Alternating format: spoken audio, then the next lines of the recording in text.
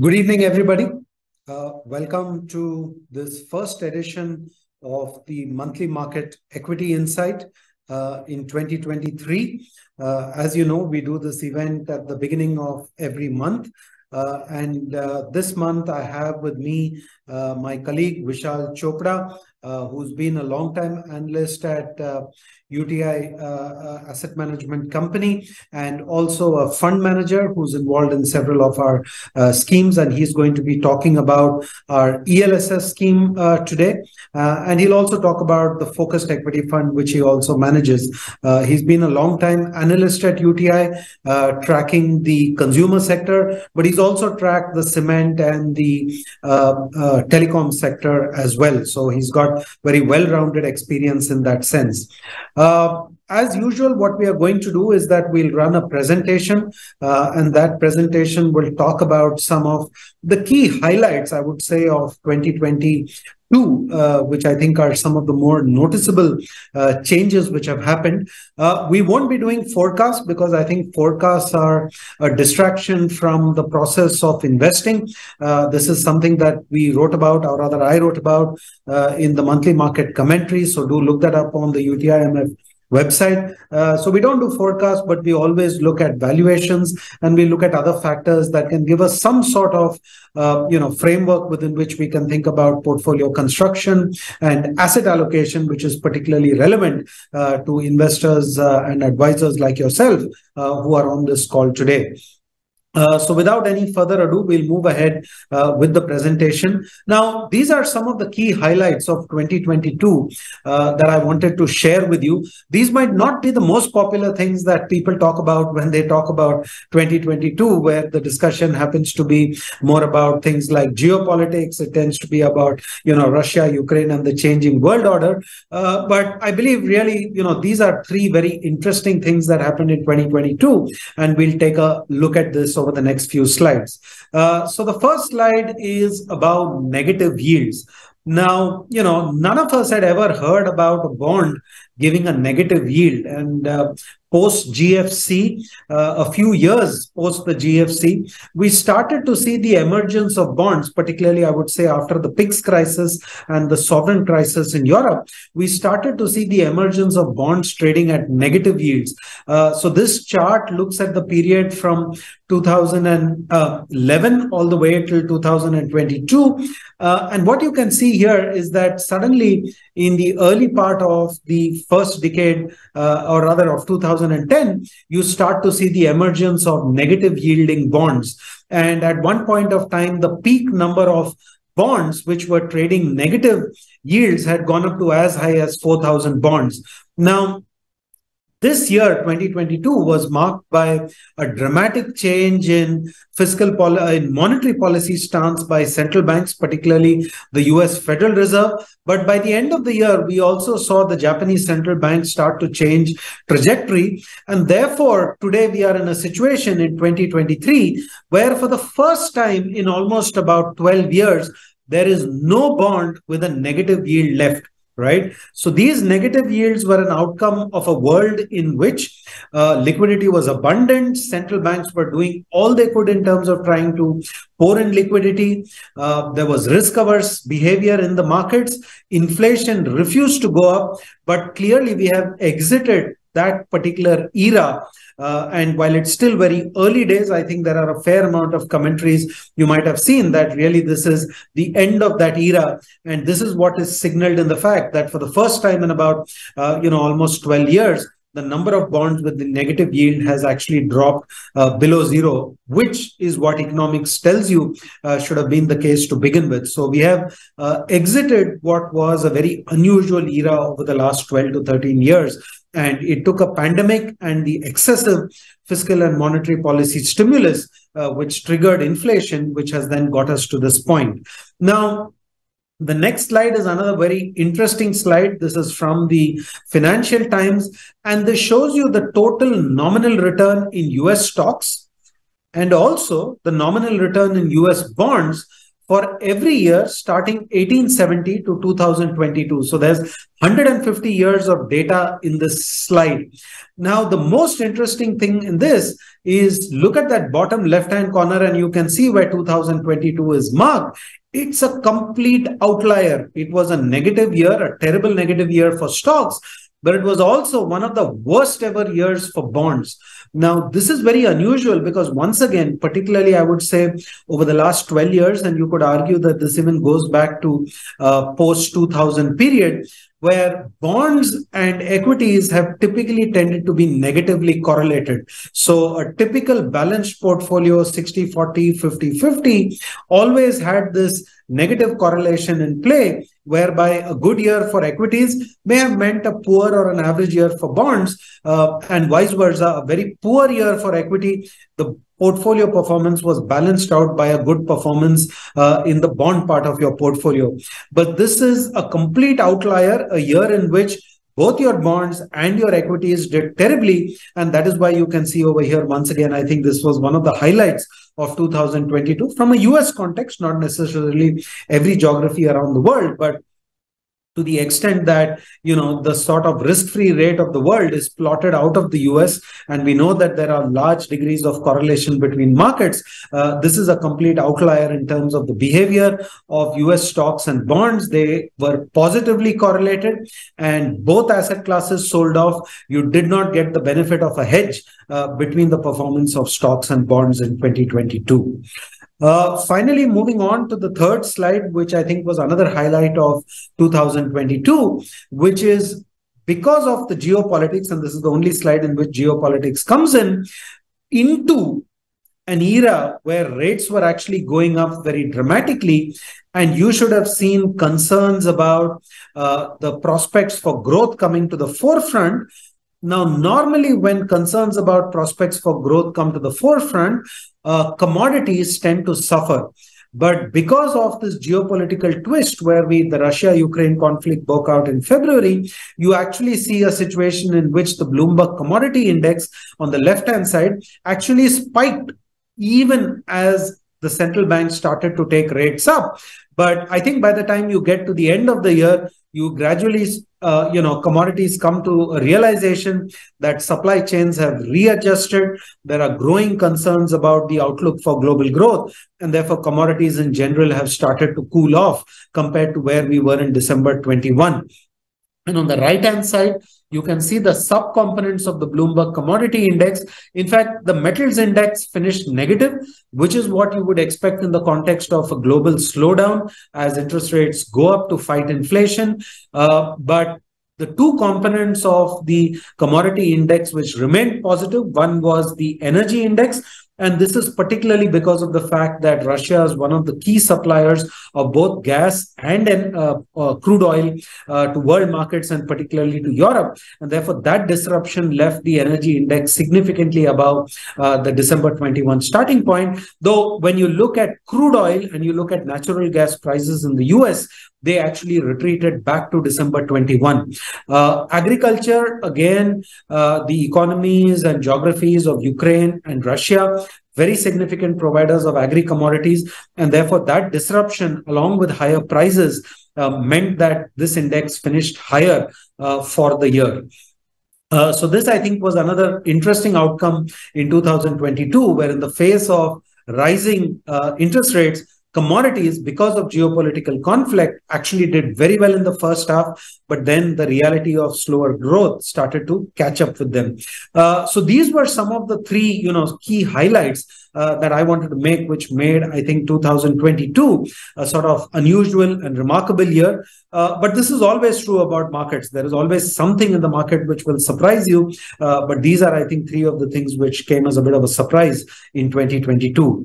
So we'll move on to the next section. And here again, I am talking about change of seasons.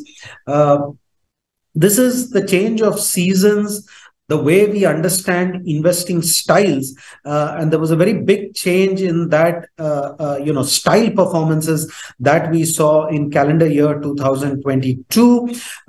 And the way to think about this and the way we have tried to present this is in the context of the equity investment process that we use at UTI. Let me give you a quick recap. You can see our rating system on this slide. As you are aware, the two pillars of our rating process are operating cash flow and return on capital. All companies need to generate operating cash flow, and that's a hygiene factor. And we rate companies on their past 5-year track record of consistent cash flow generation.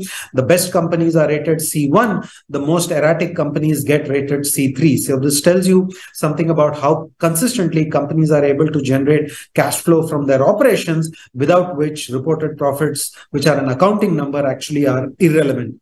The second part of our pillar relates to return on capital. That is what we look at for non-financial companies. For financial businesses, we look at return on assets as compared to return on capital. Now, this is not a measure of merely consistency. It's also a measure of whether companies are able to generate return on capital or return on assets, which is above their cost of capital or the cost that they need to generate to have a positive spread. So companies with very high return on capital are rated R1. This is a return on capital of above 18% over the previous 5 years. Companies with a low return on capital over the previous 5 years are rated R3. Now, typically, this is the way we look at companies in terms of their cash flow ratings and return on capital ratings. Strategies which tend to be growth and quality oriented tend to have very high allocations to R1 rated businesses. Cash flow is a hygiene, so all strategies tend to have higher allocation to C1 rated businesses. Strategies which are more value oriented tend to have significant allocation sometimes to transformational businesses, cyclical businesses, which currently could be rated R2 or R3, which means they currently have lower rates of return on capital, but there is a potential for them to improve. And if we are able to get that improvement in return on capital, we can benefit both from that improvement in earnings as well as the improvement in potential rating multiples that the companies enjoy. So let's look at how the market performed when we look at the market in terms of these tiers of return on capital and cash flow. So on the left-hand side, you can see the performance of R1 rated businesses in the Nifty 500. So 56% of the Nifty 500 is R1 rated businesses. These are businesses with a return on capital in excess of 18% over the previous 5 years.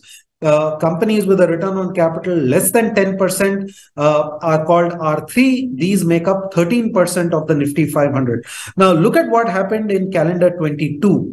The worst performing businesses or the underperforming businesses in terms of return on capital actually gave the best price performance, where the group was up 21%, whereas the best companies in terms of their return on capital, making up 56% of the benchmark, actually delivered a negative return of 4%. And then when you add up these three buckets, you end up with a benchmark return of 3%. Now, you'll see a slide later, but I'll just highlight it here. One reason why this happened is that calendar 22 or financial year 23 is going to be one of the best years for the benchmark in terms of return on capital or return on equity over pretty much the last 7 or 8 years. And as I mentioned earlier, when you have weak ROC businesses experiencing an improvement in ROC, then those stocks tend to fly both on the back of earnings as well as re-rating. And that is what is really been the story of 2022. On the right-hand side, you can see the performance of stocks based on consistency of cash flow. Now, I mentioned that this is more hygiene, because companies that don't generate cash flow are quite dangerous. They don't have any operating cash flow. So you can see over here that the C3 businesses, which are inconsistent in terms of cash flow, had a negative return. The C1 businesses, which are extremely consistent, and many of them would tend to be R1 rated businesses, not all of them, they also ended up with a marginal negative return. Slightly erratic businesses in terms of cash flow actually were the best performing businesses. Once again, when you look at the Nifty 500, As you can see at the bottom over there, the total return was 3%. The best performing segment was financials, as you would be aware. But for financials, there is no cash flow rating. But that is what really dragged up the performance of the overall benchmark. The other subsegments actually did not demonstrate a very significant pattern, indicating once again the kind of year that 2022 was, which is broadly an improving year for corporate performance. Let's move on to the next slide. This again gives you a slightly different picture. In the previous slide, we looked at how companies which are part of the benchmark, the Nifty 500, performed on the basis of their return on capital ratings. In this slide, we are looking at how did companies perform based on their price to book ratios. Now, why are we looking at price to book ratios? Because typically companies with a very long growth runway tend to enjoy much higher price to book multiples than companies which have lower price to book ratios. Lower price to book ratios have a very strong correlation with cyclical businesses and with businesses which typically tend to have over a cycle much poorer average outcomes in terms of return on capital. Now, when you look at this data, what you can see over here is that the most pricey businesses, which is the richly valued businesses, very often these correlate strongly with growth and quality. They are 31% of the benchmark, PB3. They had a negative return of 6% as a group. Whereas the lowest rated businesses in terms of their price to book, again, we are using that as being correlated with lower return on capital and lower, of course, starting valuations. But in a year where profitability improved, this segment, which is 14% of the benchmark, actually had the best price performance as a group, going up 19%. So that's how, when you combine everything together, you end up with a 3% gain in the Nifty 500. So the critical points I'm trying to make, which we can see on the next slide, is as follows: that when you look at the Nifty 500, and you look at the weight of the different segments in some of the factor-based benchmarks. If you look at the top part of this table, we have shown you three benchmarks: the Nifty 500 value, the Nifty Quality 200, which typically has got a reasonable overlap and correlation with growth subsegments of the market. As you can see, that particular benchmark has 100% of its allocation in R1 rated businesses. The Nifty 500 benchmark, as we saw on an earlier slide, has only a 51% allocation to R1 rated businesses. The value tilted index, which is the Nifty 500 value, the first column, has 66% in R2 rated businesses. The quality benchmark has 0% in R2 rated businesses. Now, you come to the bottom part of this table and you can see the 1 year, 2 year, 3 year, 5 year and longer term performances of these factor based benchmarks. What you can see is that the 1 year performance, which is similar to CY22 performance, was an absolute blockbuster for the Nifty 500 value. Where is that coming from? This is a factor-based index which tends to have cheaper companies. This is a factor-based index which has almost 86% of its allocation to R2 and R3 rated businesses. So this part benchmark was up 23% in the 1 year period. Even over a 2 year period, it had a blockbuster performance and massive outperformance of the quality benchmark. However, and this is the point I would make, once you start to roll back the periods, you will see performances looking very different. Over a 5 year period, the quality benchmark beats the value benchmark and beats the Nifty 500 TRI. On a 7 year basis, things start to look much more equal. And on a 10 year basis, they are a lot more equal, with quality having only a marginal edge. And this is the larger point I wanted to make, that on a year in and year out basis, the market seasons keep changing, but the path to really getting good returns over a long period of time is to stay disciplined by remaining invested in the strategy that is being managed in a disciplined fashion, because there will be years where that particular style may underperform, but As long as the strategy is managed in a disciplined manner, there will be years where it will be able to extract its alpha.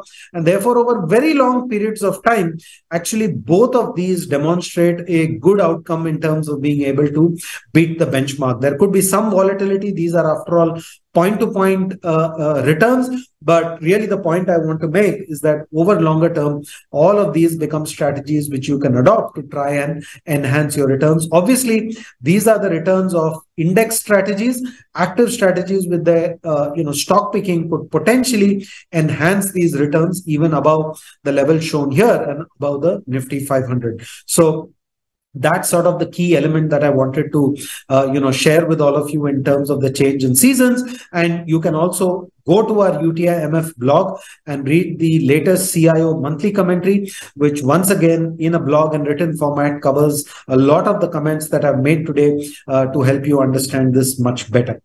So we'll move on from this to the more traditional part of our, monthly insight discussions, where we look at what's happening to earnings and what's happening to valuations. So broad point, March 23 earnings continue to see slight cuts, not as aggressive as they were in the quarter ended September, but the earnings expectation for March 23 is now that earnings will grow only 9% for the Nifty 500, the Nifty 50. And for March 24, earnings have still tended to sort of stay flatlined, no major cuts. So the earnings expectations are that earnings will grow about 18% in the year ended March 24. The big cuts to March 23 happened in the first 6 months of financial year 23. What does this convert into in terms of valuations? We can look at that in the next slide, where we'll pull up the valuations. Yeah. So you can see over here the price to earnings ratios of the Nifty 50, both on a trailing basis as well as on a forward basis. And as you know, the yellow line shows you the long-term average. The red line shows you the territory above which valuations become expensive, and below the green line, it is cheap. Right now, on a forward basis, valuations are sitting exactly at the red line. So it's at the top end of fairly valued and at the bottom end of expensive. Not particularly attractive and not back within the fair value zone, but certainly not as aggressively valued as it was a year ago, which makes sense because over a year, the market has gone nowhere, even though earnings have gone up. And therefore, in a way, it has derated the PE multiple. On the next slide, we can also look at another valuation metric, which is the price to book. Now, this indicates that the market is actually within the fair value zone, which means it's between the green line and the red line. It is above the long-term average, but it's not as overextended as it appeared to be, in the past. So I would say this is sort of indicating more of a fairly valued, but above long-term average territory. And you can see the point that I made earlier about return on equity, where I mentioned that one reason why R2, R3 companies have done particularly well over the last 2 to 3 years is that return on capital has gone up. And you can see the return on equity data on this slide, where it's come off the trough level quite significantly to almost the best numbers that we have seen on RoE for about 8 years. So when you have a setup in terms of cheap valuations and significant improvement in RoE, those R2, R3 businesses can really deliver strong returns. And that's been, the story when you look at it over about a 2.5 year period. So this is, sort of to sum up the large cap valuations. Let's move on to the next slide, which shows you the mid cap and the small cap valuations. Mid caps, remember, have underperformed large caps over the last 1 year. Price to book over here is again in the fair value territory, but not really back to the long-term average. But I would still say at least, it gives you some comfort that it's in the fairly valued territory. Small caps are the area where we've been highlighting that this is way above what typically used to be the comfort zone. And to our mind, it has just dropped into fairly valued. But we do think that given the kind of environment we are in, we'd like to see a much larger degree of safety. If you actually look at this slide, you can see 10 years of price to book multiple.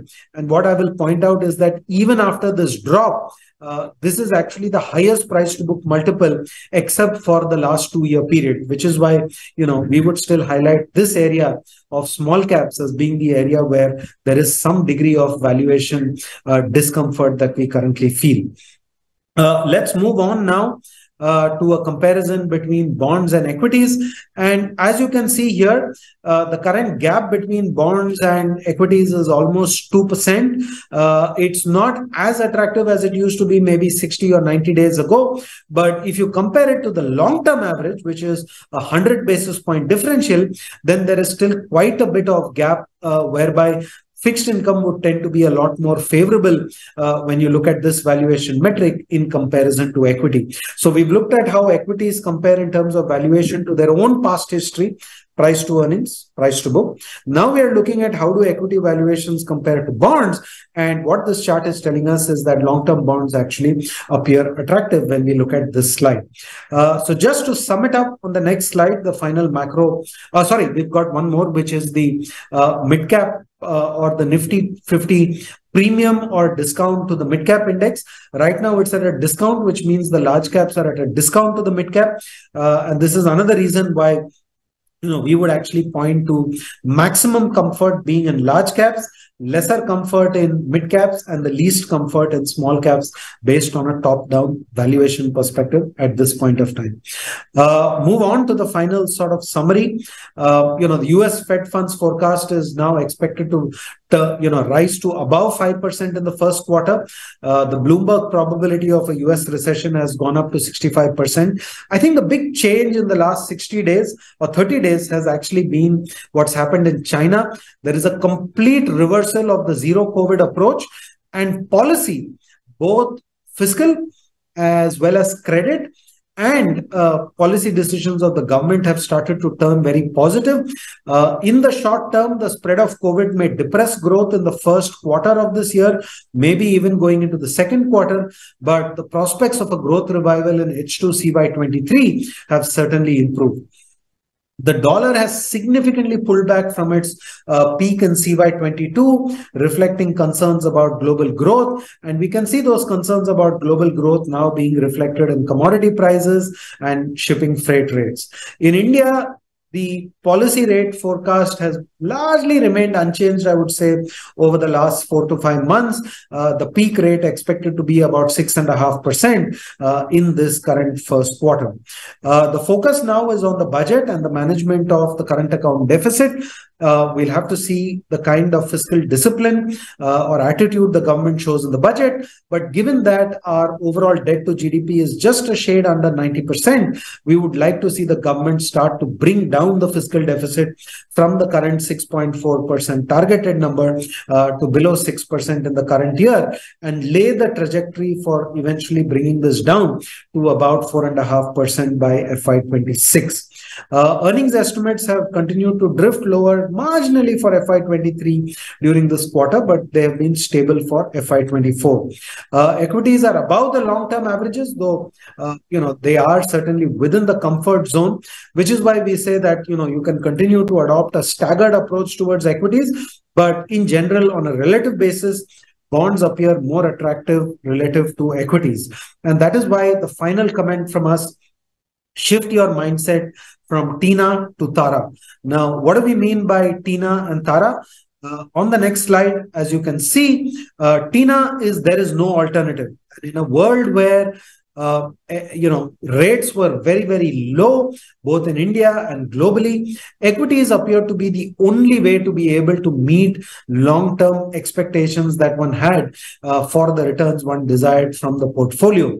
But today, with rates going up, not just in India, but across the world, particularly in the US bonds, where US 10-year bonds are now at 3.5%. A few months back, they were at 4.5%. This is a magnet for money to globally remain allocated to bonds. And which is why we would recommend to investors in India that move away from there is no alternative to investing in equity to Tara.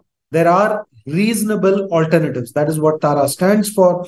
And therefore, you can continue to invest for long-term wealth creation in equity on a staggered basis, but do also consider fixed income, where we think roll down, long duration, target maturity strategies, which are looking at the mid to long end, are now looking quite attractive relative to equity. And of course, the other way in which you can participate across fixed income and equity is by participating in hybrid funds, including multi-asset funds where there is a gold exposure. So that's the message that we want to leave you with for 2023. Equities for the long term as wealth creation, but there are reasonable alternatives in terms of long duration fixed income and hybrid, which combines the best of both worlds. And as investors, we do recommend that you consider all of these. So I'll halt over here for today. I've gone on for slightly longer than normal, but we just wanted to sort of lay down our overall thought process in terms of asset allocation. I'll now hand over to my colleague, Vishal, and he'll talk about the investment strategies where he is involved. Over to you, Vishal. Thanks, Vetri, and good afternoon to everyone, and a very happy new year to all of you. So what I'll do is I'll speak very briefly, very quickly on the two of the strategies I'm managing. One is the UTI long-term equity fund. It's a tax-saving fund. It's in the ELSS category, and as everyone knows, it has a 3-year lock-in. The second is the UTI focused equity fund. Again, it's a diversified equity fund. The restriction being it can have maximum of 30 stocks in the portfolio. The common thing across both the funds is that they don't have any market cap restrictions, so they are managed with a flexi cap style of investing with no restrictions on market cap.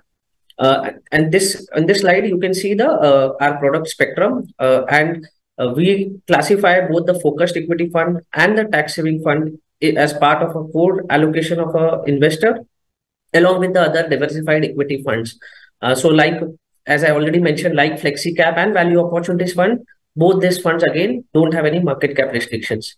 And just to differentiate, so flexi cap fund we manage with a growth style, value opportunities is managed with a value style, while both focused equity and the tax saving fund are managed with a blend style, a blend of growth and value. So just to take a slight deep dive in both the strategies from an investment strategy point of view. So the focused equity fund is largely a concentrated fund. So the idea is to handpick very high conviction ideas, and the portfolio, as I said, that has a blend of both growth and value. And because it is a concentrated fund, so it obviously has the potential to generate much higher alpha compared to benchmark because of the portfolio positioning. Although obviously the risk profile is also slightly higher in this fund because it's a concentrated portfolio. The tax fund, again, the style is similar with a blend style, but obviously the number of stocks are higher. So we have around 55 stocks in this portfolio.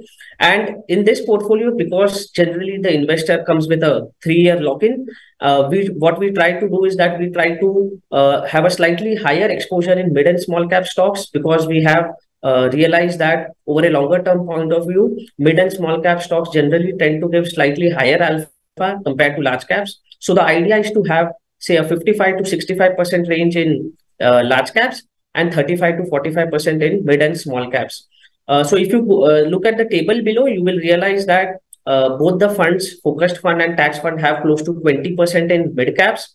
Although in the small cap space, focused fund has slightly lower. It's also because of the concentration risk and the ability to invest based on liquidity considerations. So the small cap exposure in focused is lower, while in the tax fund it's slightly higher. So as I said, 55 to 65% in large cap and 35 to 45 in mid and small cap. Although currently, if you look at it, the large cap exposure is slightly higher in the tax fund, and that's largely to do with what Vetri already explained on the valuation side. Currently, we are more comfortable with large cap valuations compared to mid and small cap, but we are continuously on lookout for good mid and small cap ideas at reasonable valuations, and as and when we find them, we'll try to increase the mid and small cap exposure. Historically, if you look at the portfolio of tax fund even in last 1-2 years, there were times when the mid and small cap exposure was upwards of 40% as well. So this obviously is more to do with the near-term relative outperformance and the valuation considerations. So, getting deeper into how do we construct the portfolio for both the funds? I mean, the only difference being number of stocks, but the idea to construct the portfolio is fairly similar for both the funds. So, broadly, I would say there are three buckets of stock ideas we look for. One is the sustainable businesses. These are businesses or companies where they have demonstrated long-term potential for growth.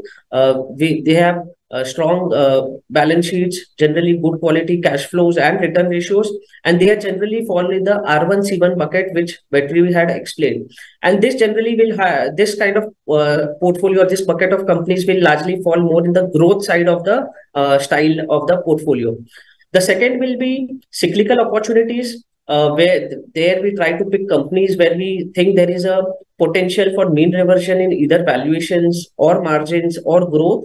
And here we will see this kind of companies more falling from the value side of the value style of the bucket. And lastly are the transformation or the turnaround opportunities. There we try to pick up businesses which are going through challenging times today, maybe because of an internal management issue or because of an industry structure issue. And if we believe that there are internal changes on the management side, or there are changes on the industry structure side, which could lead to significant improvement in performance of that company and obviously drive valuation re-rating, we'll always try to look for those opportunities. This kind of opportunities again can come from both value bucket or growth bucket, depending on the kind of sectors where we find these opportunities. Broadly speaking, I would say a 60 to 65% of the portfolio will fall in the sustainable businesses bucket, a 20-25% portfolio in the cyclical opportunities bucket, and a 10 to 15% of portfolio in the transformation opportunities bucket. The transformation opportunities bucket will be lower because it's not easy, or it's not easy to find turnaround good quality businesses or businesses with low debt, which have a potential for turnaround and giving you a good upside. So both the transformation and the cyclical opportunities put together form the value style of the portfolio, and the sustainable business, I would say, is the growth part of the portfolio. So we have obviously stocks in the portfolio which are across all the three buckets. I thought it will be useful for the audience if I could just give one example of each of the bucket. So coming to sustainable businesses, this is one of the largest private sector bank in India, and this is part of our portfolio. And what I meant by sustainable businesses, if you could look at their last 10-11 years of profit or their ROA or ROE, so the profits have been continuously growing. The ROAs have been stable in that tight band of almost say 1.6 to 1.5 to 2%, and ROE again have been stable in that bucket of 15 to 20%. So this is one example of a sustainable business from the financial services industry. Similarly, we have in the portfolio businesses in this bucket from say the from the FMCG business or from the consumer discretionary business as well. Second example I wanted to give is from the auto industry. This is one of the largest auto manufacturer in the country, and this is a good cyclical opportunity because if you look at the left-hand side chart of the volume growth, you can clearly see how volumes have collapsed in last 2-3 years. I mean, the volume growth of the industry and for the company was doing very well till like FY 18-19. Then it collapsed because auto being a cyclical industry, and on top of that, you had the COVID impact. And now you're starting to see from FY 22 onwards, and even in first half of FY 23, the company starting to see volume growth. And on the right hand side, you can see the margin trend. This again reflects in the margins as well. The margins from a 10-11% margins, the margins fell to 2-3% levels, and now they are on a recovery. So again, I mean, this is part of the portfolio, and we are already started to see the benefits of the cyclical recovery. But I think there's still some long way to go because margins and volumes still are below what it used to be at earlier levels. This is again one of the examples we have. I mean, a typical cyclical company also will be a metal company or any other commodity company, which we will always be on lookout for as and when we feel that both the profitability and valuations are favorable for us to take the position in the portfolio. And third example is for the transformation or the turnaround opportunity. This is again the second largest telecom company in India. And again, if you look at the hand chart, which is the ARPU or the average revenue per user, which was around that 190 to 200 mark till FY16. Then you had the competition from the new player, which led to price disruption in the sector and which led to a collapse in the ARPU to almost 120 rupees in FY19. And from that, what has happened because of this whole disruption is that the industry, which used to have 7, 8 players, now it has barely 2 strong players and maybe 1 weak player. And because of this consolidation, you have seen pricing power return to the industry, which has meant that your ARPU has gone up. So from FY19 onwards, you have started to see steady improvement in ARPU, and which is again directly reflected in the margins of the company. So FY16-17 margins, if you look at the right-hand side again, the EBITDA margins peaked around 40%, which collapsed to below 25%, and now they are again on their path to recovery. So this is again a typical transformation or a turnaround opportunity where both margins had collapsed and again valuations had collapsed, and now we are seeing the benefit of both recovering. And this is an example where the industry structure itself repaired itself, but there are other ideas we have in the strategy where it could be more company specific issues also, where companies has management has changed or something else has changed, which is leading to improvement in the company's performance. So, I mean, this I was talking about what we look at when we construct the portfolio, but it is equally important to have the clear idea of what we want to avoid in the portfolio. And specifically for the focused fund, because it's a concentrated fund where the cost of mistake can be very high, we have to be very clear on what kind of ideas we'll not look at or what we'll avoid, because the cost of that could be very high. Going from the right hand side, if you look at the first two, inferior ROC and inconsistent cash flow, it flows directly from our whole research framework of R1C1. So businesses which have been very inconsistent in cash flows or have demonstrated ROCs which have been below their cost of capital for long periods of time, I think those companies are generally value destructors. So we have been avoiding those kind of companies in the portfolio. Companies which have very clearly shown, or in the past we have seen history of corporate governance issues or not dealing fairly with minority shareholders, I think those kind of companies also we try to avoid, because we can't be sure whether they'll create value for the minority shareholders. On the companies with high leverage, again, this is very much relevant for cyclical companies, because a lot of times we tend to take a bet on cyclical companies or commodity companies where we believe that the cycle might turn in favor. But if we make a mistake of investing in a very highly leveraged company in that sector, and for some reason the cycle does not turn in favor as you expected, there could be a bankruptcy risk, or the cost of that mistake can be very high. So even in cyclical companies, the idea is to avoid companies with very high leverage, which could mean a bankruptcy risk or a permanent loss of capital for the portfolio. And lastly, sustainability challenges are companies where valuations might seem cheap or seem fair, but from a longer term point of view, the business model is either questionable or impaired. So those kind of companies generally tend to become more value traps rather than value buys. So we have to be very clear about the long term potential of the business before we take a call on investing, even if valuations look cheap. This is how we have positioned the portfolio versus in different sectors for both the funds. I've kept in the same slide. So one of the things we try to do in both the funds, because in long-term equity fund, we are taking slightly higher mid and small cap exposure, while in the focused equity fund, we already have a concentration risk. We try to avoid taking very aggressive sectoral calls. Although you will see some sectors where we are significantly underweight or overweight, but these are more of exceptions. For example, in the oil and gas sector, it will look like we have a very large underweight. That is largely because we don't own the largest oil and gas company in the country, which actually, if you look at it, more than 2/3 of their business or valuation now comes from actually non-oil and gas businesses like retail and telecom. So to compensate for that, what we have done is that we have a overweight in consumer services, which is a retail, and in the telecom business, while oil and gas underweight actually is far lower than what it seems like. The only other sector where I'll call out, we have taken a conscious decision to be overweight has been the auto sector.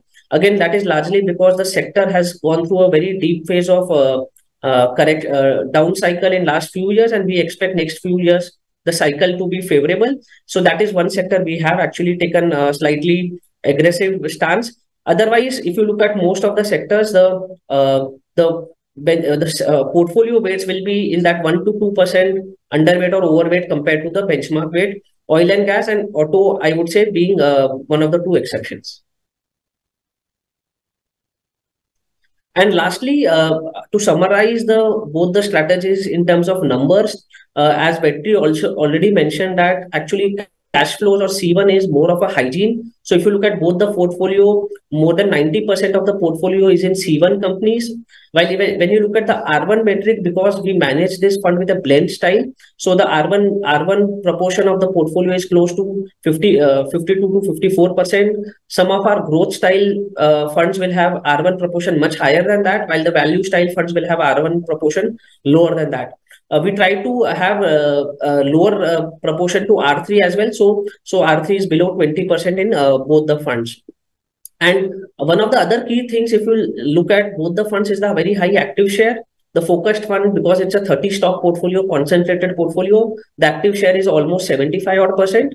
While even in the tax fund, which although has a 55 stock portfolio, we try to maintain all positions which are overweight positions and try to have a high conviction bet. So the active share there as well is almost more than 65%.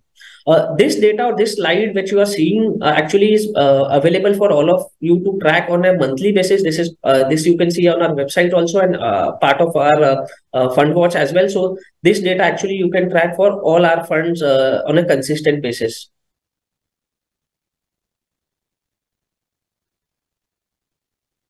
Thanks. And I mean, if there are any questions, we'll be happy to take. Yeah, sure, Vishal. Thanks a lot for that lucid explanation on both the strategies, and also Vetri for sharing his insights, and especially coining some interesting terms like Tina to Tara. So so we will move to the Q&A part now. So in the next 15-20 minutes, we will take as many questions as possible.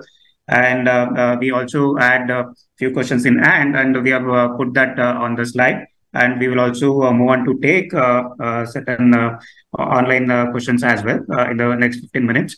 And the first question is to you, Vishal. And this is also coming from one of the online participants, Mr. Sudeep Bora.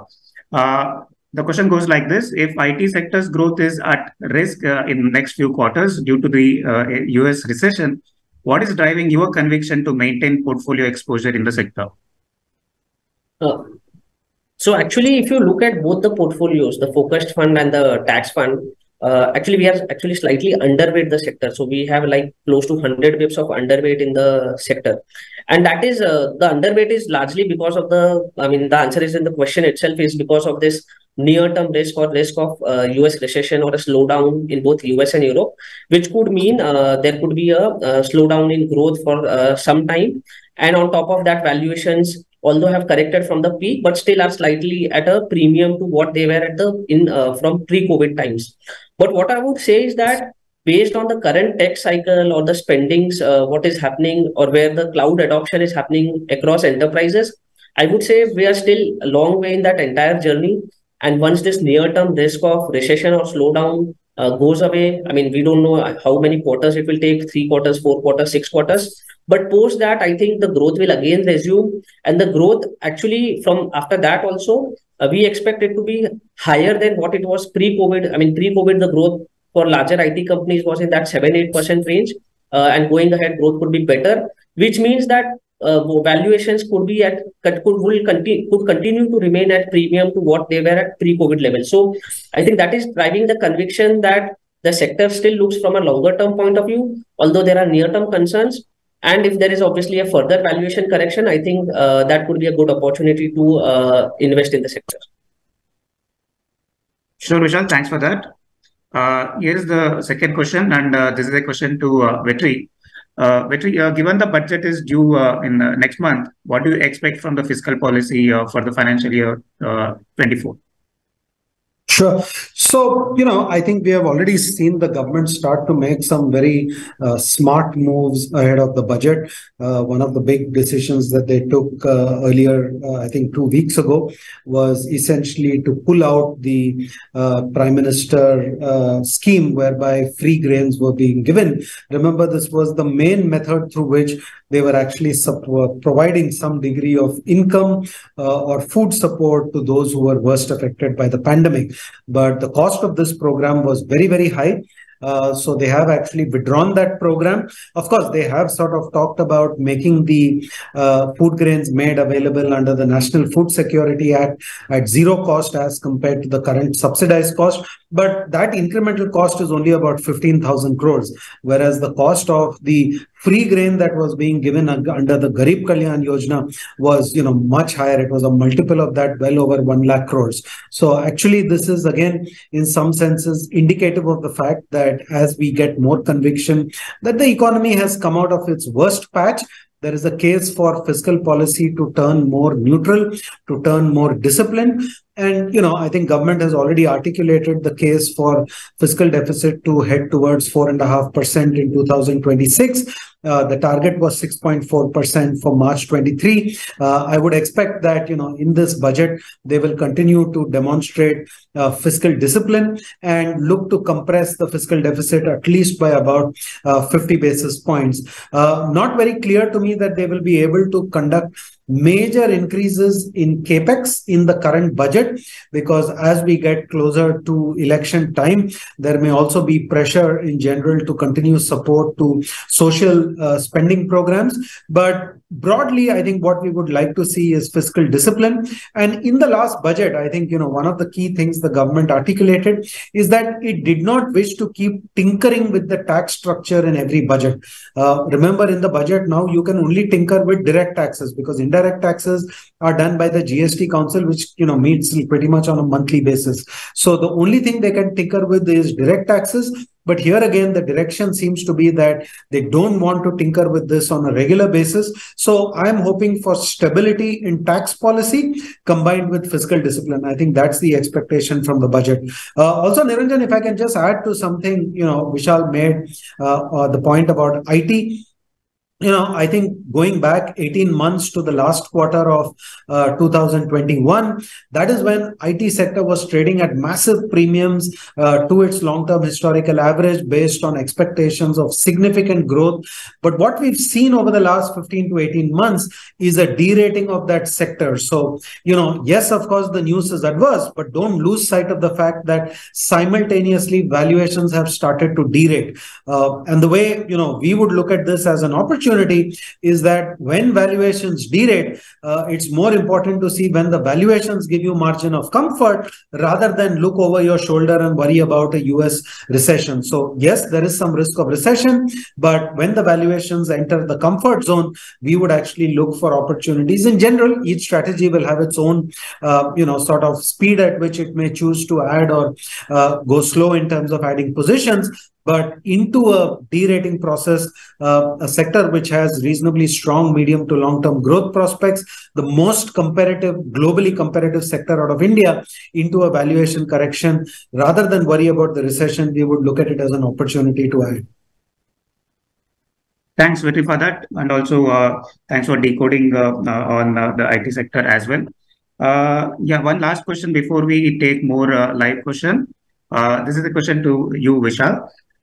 Real estate is a large part of the overall capex. How does your strategy benefit from growth in this area? So obviously, one of the obvious ways to play is to have a exposure to the real estate sector as directly. And in both the strategies, focused equity and tax fund, we have a overweight in the real estate sector. I would say apart from that, there are other indirect ways to play the real estate upcycle. One being exposure to mortgage companies, housing finance companies, or banks which have a significant housing finance business. Second will be to exposure to building material companies, and thirdly will be consumer durables. So we have a combination of all actually in both the strategies. So we have exposure to banks with good exposure to mortgages. We have exposure to consumer durable companies, and then we have exposure to direct real estate companies as well. Thanks, Vishal, for that. There is one question to you again. It is coming from the online participant. This time, this is on the consumer goods. While low penetration and usage of consumer goods and services in India should provide large growth opportunity for all players, are there any concerns for the sector for potential revenue and earnings disappointment on account of raising cost of capital? No, so I would say actually increase in cost of capital wouldn't have a risk to earnings or revenue growth as much. Obviously, the cost of capital has a risk more to the valuations of the sector. So I think that's what I would say. What I would say and what has been happening is that very high inflation which has been happening, which puts pressure on the disposable income of the consumers.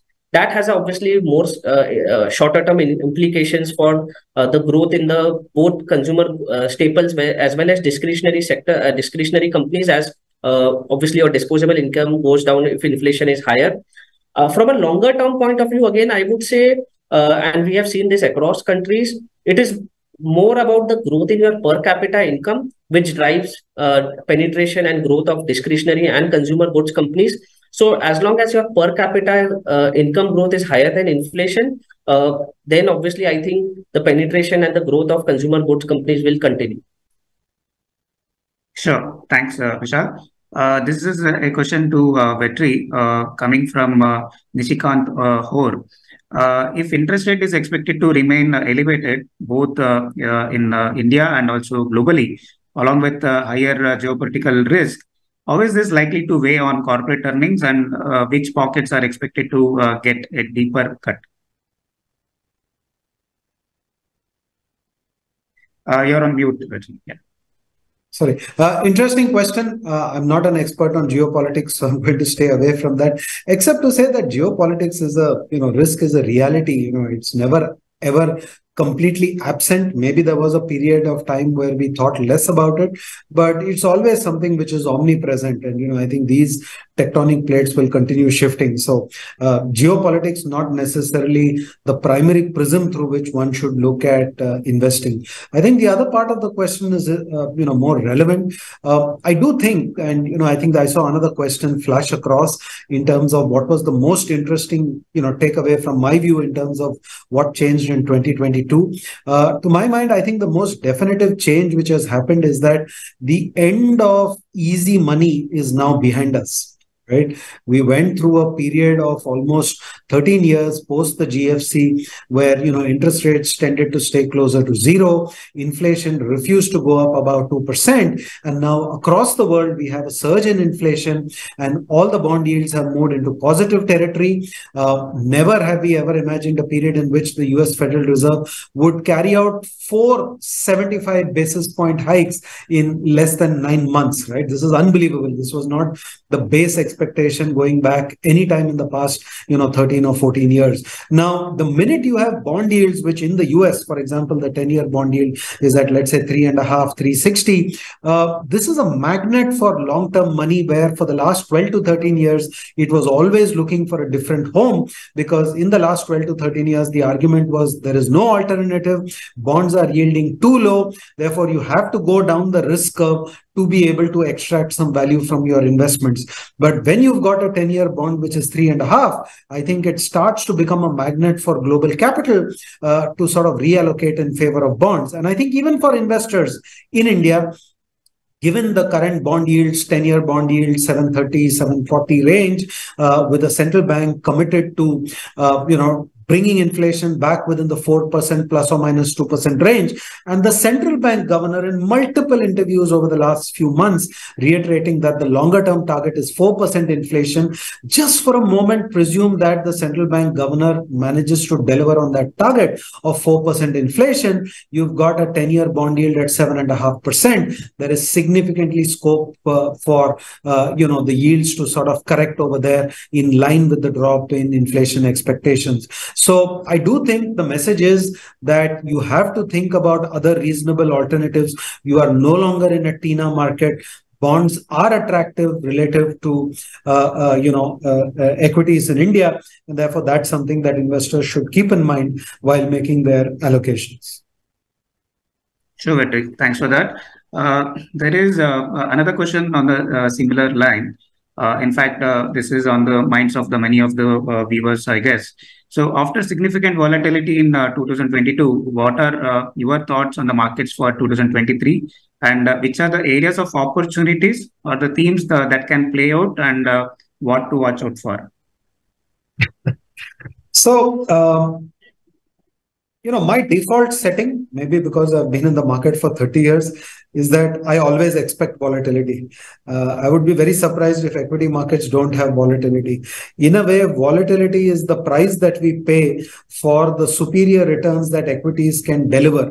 But they only deliver them to investors who are willing to live through the volatility. Those who can't bear the volatility and get out, they don't get those returns. So you must bear the price of volatility to get the benefit of equity returns. And the way I always describe this is that in any 12-month period, you should expect the markets will correct at least 10 to 15%. Every 2 to 3 years, expect that the market will drop 25 to 30%. And once every 8 to 10 years, expect that the market will correct 40 to 50%. This is the lesson from history of India. This is the lesson from markets across the world. So if you are an equity investor, please create your investing plan, keep in mind your investing goals, incorporating these levels of volatility into your plans. If it doesn't happen, it's a bonus.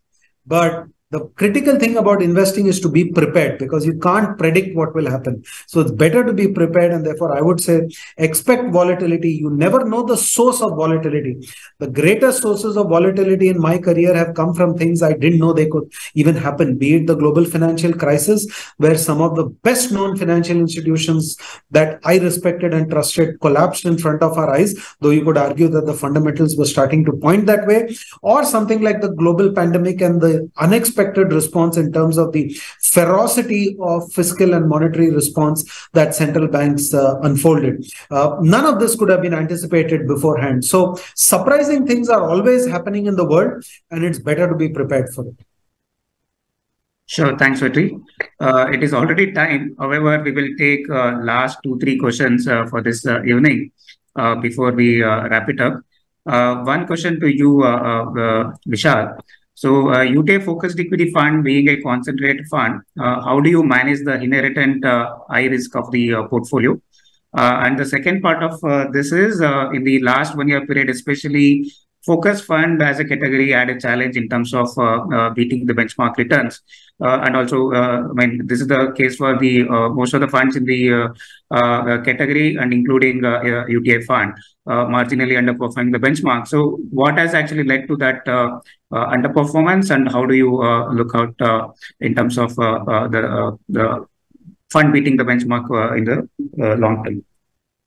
So on the risk side, I would say, because it's a concentrated fund, so one of the first parameters when I look at investing in any of the stocks in the portfolio is obviously the liquidity, because there are 30 stocks, so any position is at least minimum 2% of the fund, unlike say a fund which has more number of stocks where you can have a slightly lower position size as well. So liquidity is of the first order. You have to be sure to manage your risk, that if for whatever reasons you want to exit, you should be able to exit that position. Secondly, I think I already mentioned is that again, because we are already taking a concentrated risk, we try to avoid taking very aggressive sectoral calls as much as possible. That does not mean that we will not take sector level views, but the idea is to generate alpha more from stock selection rather than taking any sectoral exposure. So that is the second level of risk mitigation we are trying to do. And thirdly, I would say Just the style of the fund is slightly, I mean, if you look, because if you take, there is already a concentration risk. And if I talk on top of that, I take a style risk, the risk could be higher. So that's why we manage this portfolio with a blend style, neither an aggressive growth style or neither an aggressive value style, because that's again a risk. As Vetri also already mentioned, there are seasons for each style. So again, to avoid that or reduce that risk, we are managing this fund more with a blend style approach. What was the second thing? Okay, on the benchmark, I think what has happened, I mean, I would not be able to comment on the entire category, but what I can say for the R fund specifically is that one is that some of the obviously the growth stocks have underperformed. And what I would say, even within the value bucket of our portfolio, both for say focused fund and the tax fund, we generally tend to prefer better quality stocks even within the value bucket rather than going down the quality curve. And as Vetri explained in the initial part of the presentation, in last 1 year, the lower bucket of the quality has done well. And that is what which has led to some bit of underperformance. But we have seen that over a period of time, higher quality or higher cash flow companies generally tend to perform well. And now I'm not classifying between growth and value, just focusing on the quality. I mean, even within value, I think we can, the focus is to have more of the better quality stocks. So I think that is because of the whole style which has done well in last 1 year. I think that has led to some bit of underperformance for the fund against the benchmark. But I think history suggests that companies which tend to grow well, which have good quality cash flows and return ratios, generally tend to outperform, and that is what the fund is betting on. Sure, Vishal. Thanks for that reassurance. There is one question again on the fund only. This is on financials. What is driving your conviction on financials as you maintain overweight position in both the strategies? And what do you avoid in this space from a risk-reward perspective? I think so. So if you look at the financial sector, I mean, most of the companies in that sector, except maybe few, have gone through a very bad phase of high credit costs for last 4-5 years. Now you're seeing credit costs remaining benign for almost the entire sector. And I think the expectation is that the credit costs will remain benign for some more time. The credit growth has also started to pick up. So now we are into a phase where we believe that you could have a good earnings growth along with improvement in both ROA and ROE. So that is driving the conviction in the sector. Credit costs remaining low and as well as growth coming back. I think the risk I would mention in the sector, I would say, is that if credit growth is good, and I think there could be some fight for deposits, which could be a risk for the sector. And the way we are mitigating in our strategy is that that's why we are focusing more on banks or NBFCs with good quality liability franchise, so that if there is a fight for deposits, they are affected less or least affected. Sure, Vishal, thanks. One question to you, Vetri. This is on pharma as a sector, coming from Ashish Shankar Bansal. So after significant slowdown in pharma sector, will there be a rebound in sector, and what are the sector's drivers of growth? Sorry, I lost your voice in between. Oh, sorry. The question is, after significant slowdown in pharma sector, so will there be a rebound in the sector, and what are the sector's drivers of growth? Sure. So pharma is a sector where, looking at the valuations, we've been sort of positively inclined. I've been positively inclined for a while, but it hasn't really delivered on that opportunity that valuations have been indicating. I think the longer term structural driver is very clear. It's the domestic market, because that is really the higher growth market with reasonably good levels of profitability and a reasonably high level of return on capital that we can see across a range of companies in that domestic business. So really, it's the domestic business which is the driver. The global generics business is more of a commodity business, and it tends to get those commodity multiples. But we still think that this is a sector where many of the companies have gone through significant repair work. When I look at the return metrics of, let's say, the top 4 or top 5 companies, there was a period in time about 3 or 4 years ago when these companies had dropped down to low single digits or very low teens in terms of their return on capital. Today, I would say many of them, not each and every one of them, but many of them have managed to pull their return on capital metrics back up almost to, if you remember the process when we described it, back to levels which are indicative of R1 type businesses, return on capital coming up to 18%. But I don't think that kind of optimism is yet reflected in their valuations. And unfortunately, this is, something that we see in history when we look around the world. The growth of an economy, the stress that it brings upon people, the pollution-related problems that it brings, all of these leads to the rise of what we call lifestyle diseases. Things like cardiovascular, nervous system problems, respiratory systems, and all of these require a lifetime of medication, right? This is not something where you take an antibiotic course for 5 days and then you stop. So growth in these chronic segments has been better than overall pharma industry growth, but we think this will only accelerate as India's economic cycle picks up, and therefore it's that domestic opportunity that we think is a good growth story with good return on capital outcomes. And we still think that is an area where, the valuations tend to be favorable at this point of time. Thank you so much, Vetri. One last question. Maybe you can conclude the presentation with this question. You did talk about shifting mindset from Tina to Tara in your initial deliberation. So, however, what is your recommendation to investors, especially the new investor who tends to get swayed away mostly by looking at the past performance? So, in fact, this is a question coming from online participants such as Nagesh, Vinay Bhushan. So, over to you. Sure. So I think, one of my colleagues in the industry said it very well, which is that when you invest in a fund, you don't get a guarantee of past performance, right? Which is why mutual funds say past performance is not a guarantee of what will happen in the future. So I think it's always important for investors to remember that message. It's important to stick to your asset allocation plans. You don't change your asset allocation plans simply because one particular asset class has done better over the last few years.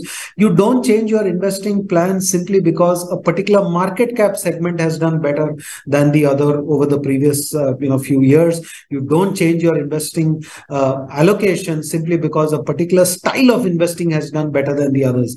The markets will keep going through cycles. The point is to think about asset allocation aligned with your financial goals and navigate on the basis of that. So the primary, feedback I would give to new investors: have a diversified portfolio. Make sure you're diversified across asset classes. When you think about equities, make sure you're diversified across market caps. And when it comes to styles, make sure you're diversified across, different styles, because that's what really gives you the benefit of diversification in your portfolio. So diversification across all metrics is really the word of advice I would suggest to all investors. So, yeah, as you said, Niranjan, maybe we'll halt at this time. We've already gone over the appointed time. Thank you very much to everybody for logging into today's conversation. Apologies for letting it run over schedule, but I think we had a slightly busy schedule, busy packed agenda today in terms of points that we wanted to cover. And as always, we welcome the questions that all of you had sent across to us, both in advance as well as those that came in during the live webinar. So thanks to my colleague Vishal and to Niranjan, as usual, for collating the questions and for moderating the discussion. We look forward to connecting with you again next month in February. Thank you.